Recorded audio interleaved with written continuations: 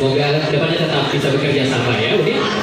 Baik hadirin para undangan yang berbahagia, berikutnya marilah kita dengarkan sejenak sambutan sekaligus membuka acara secara resmi oleh Sekretaris Jenderal DPD RI yang terhormat Bapak Dr. Agus Ridho Nizar Muneng MDFM.